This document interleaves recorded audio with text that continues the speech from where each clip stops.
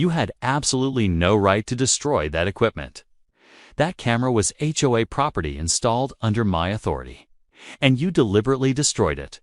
I will be pursuing every legal option available to me starting today. You have 14 days to pay, or I will take this further. Homeowners Association President Barbara.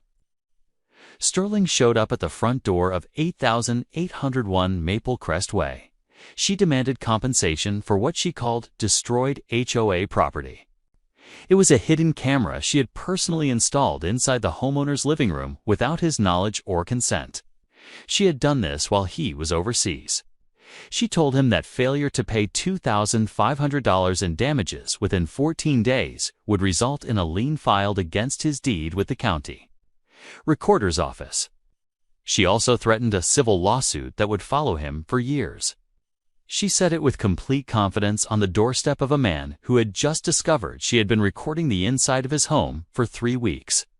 What she didn't know was that the homeowner had already called his attorney before she finished her first sentence. The fabricated gas leak she had used to obtain his house keys was already being investigated. The Henderson Police Department was looking into it. The federal wiretapping charge, the unlawful entry charge, and the civil lawsuit being prepared against her were going to make her demand for $2,500 look like a joke. It would be the least embarrassing thing she had done in the past month. Nathaniel Cross, 39, a supply chain manager for a logistics firm based out of Las Vegas, had lived at 8801 Maple Crest Way for 3 years. The property was in the Desert Oasis Commons subdivision of Henderson, Nevada. Desert Oasis Commons sat in Clark County. It was a middle-class neighborhood of brick-front homes and wide, clean sidewalks. It was the kind of quiet street where people knew their neighbors well enough to trust them with a spare key. Nathaniel had bought his home after years of renting and had maintained it without complaint or incident. He was organized, methodical, and not the kind of man who forgot where he put things or left situations unresolved. His relationship with Barbara Sterling had been contentious from almost the very beginning.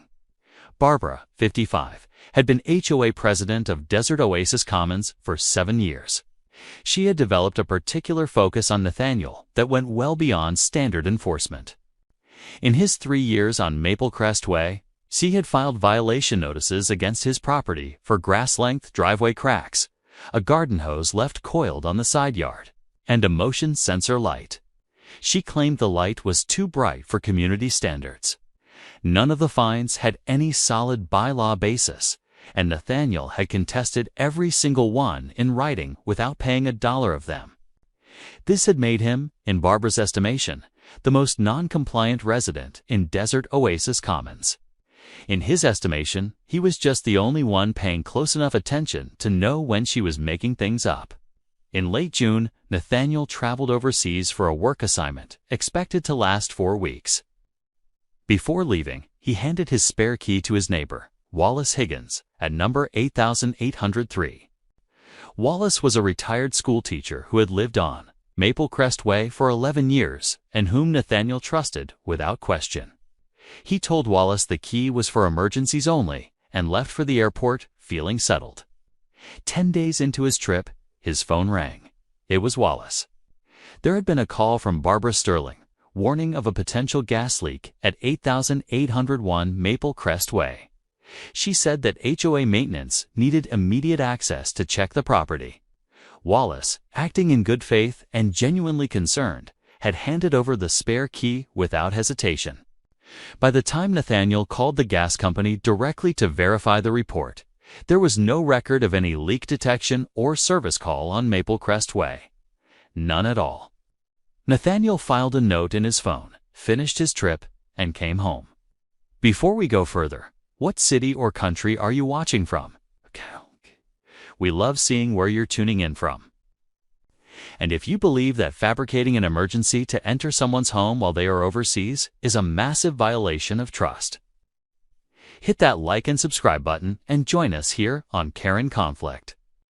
Nathaniel came home from his overseas trip on a Thursday evening, unpacked, ate, and went to bed. The house felt normal. Absolutely nothing looked out of place. He spent the first few days back settling into his routine, going to work, checking his mail, and catching up on everything he had missed while he was away.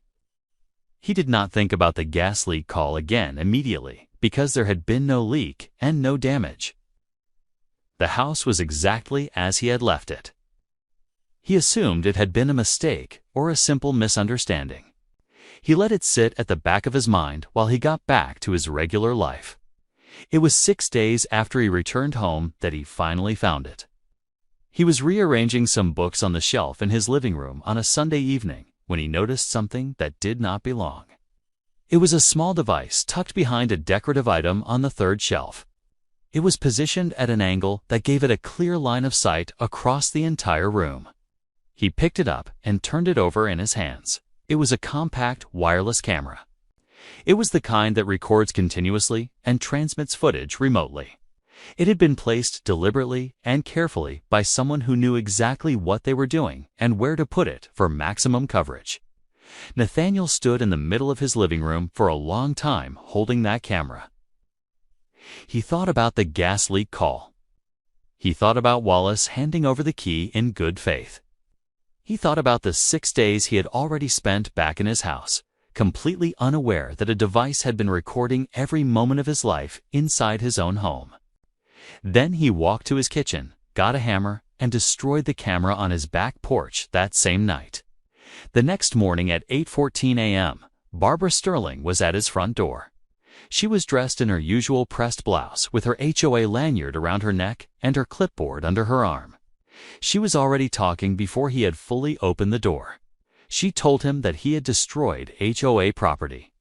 She claimed the camera was a legitimate community monitoring device installed under her authority as president. She said she was pursuing both criminal charges and a civil claim of $2,500 against his deed for the replacement cost. She said community monitoring device like a rehearsed line. She said it carefully and without making eye contact. Nathaniel looked at her for a long moment without saying anything. Then he asked her one simple question. He asked her which section of the Desert Oasis Commons HOA bylaws authorized the installation of recording devices inside a private residential property. Barbara told him she did not need a specific bylaw because her authority as president covered community safety measures across the entire subdivision. Nathaniel nodded once, told her his attorney would be in touch, and closed his front door. He was on the phone before he even reached the kitchen. Nathaniel's attorney, a civil litigation specialist named Vincent Rossi, based out of Las Vegas, reviewed the facts in a single meeting. He told Nathaniel that what Barbara Sterling had done was not an HOA dispute. It was a federal crime. The installation of a hidden recording device inside a private residence without the owner's knowledge or consent violated the Federal Wiretapping Act. It violated 18 U.S.C.A. 2511. A statute that carries criminal penalties of up to 5 years per violation. This applied regardless of what was recorded and regardless of what title the person held in their community.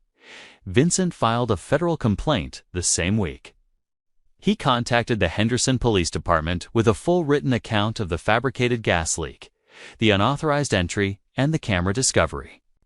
Wallace Higgins gave a recorded statement to the police 2 days later. He described the call from Barbara in precise detail. He recalled the urgency in her voice and the specific language she used. He explained how she had assured him that HOA maintenance needed immediate access to protect the property. He had acted in good faith on every single word of it. Investigators pulled phone records and confirmed that no gas leak report had been filed with any utility provider or emergency service in Henderson on the date Barbara had made her call to Wallace. The leak had never existed. The call had been made for one purpose only. Then Vincent pulled the HOA bylaws for Desert Oasis Commons from the Clark County Clerk's office. He searched all 47 pages and checked every section for language authorizing interior property access, monitoring, or surveillance of any kind. There was absolutely nothing. Not a clause, not a subsection, not a single sentence gave Barbara Sterling or any board member the right to enter a resident's home or install any device inside it under any circumstance. Barbara had invented the authority the exact same way she had invented the gas leak. Vincent put both findings in the federal complaint and the civil lawsuit filing, submitting them on the same morning. Barbara's attorney called his office that afternoon. Vincent told them his client was not interested in having a conversation. The Clark County District Attorney's Office accepted the criminal referral from the police department. They filed charges against Barbara Sterling within 30 days of the complaint being submitted. The charges were serious, and there were multiple. There was unauthorized entry into a private residence under the Nevada Revised Statutes, and the installation of a hidden surveillance device. There was also a separate federal wiretapping charge filed concurrently by the FBI field office in Las Vegas. Barbara hired a criminal defense attorney. The same week the charges were filed. The retainer cost her $25,000.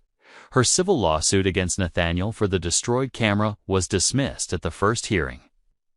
The judge did not need long to reach that decision. No court in any jurisdiction was going to entertain a claim for compensation over a recording device that had been illegally installed inside a private home. Barbara's attorney did not appeal the dismissal. Vincent Rossi's civil lawsuit against Barbara personally and the Desert Oasis Commons HOA board collectively was a different matter entirely. It named both parties for unauthorized entry, illegal surveillance, invasion of privacy, and intentional infliction of emotional distress. It also cited negligent oversight by a board that had allowed one person to operate without accountability for 7 consecutive years.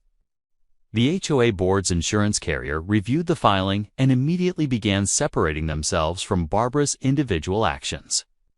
3 board members resigned within 2 weeks of receiving their copies of the lawsuit. The remaining members voted unanimously to remove Barbara from the presidency. They hired an independent attorney to represent the board separately from her. The civil case settled 8 months later. The amount was not made public, but it covered Nathaniel's legal fees and damages for the period of unlawful surveillance. It also included a sum that reflected the full severity of what Barbara had engineered. Against a man who had simply gone overseas for work and trusted his neighbor with a spare key. Barbara Sterling sold her home on Maple Crest way before the criminal case concluded. Nathaniel Cross changed his locks and installed his own cameras on the exterior of 8801 Maple Crest Way. He went back to his routine without looking over his shoulder once. If this story reminded you that your home is the one place no title, no lanyard, and no fabricated emergency should ever be able to violate, share this video with someone who needs to hear it today. And if you have ever felt like your HOA president was crossing lines that had nothing to do with community standards and everything to do with control, drop your story in the comments because we want to hear it. See you on the next one right here on Karen Conflict.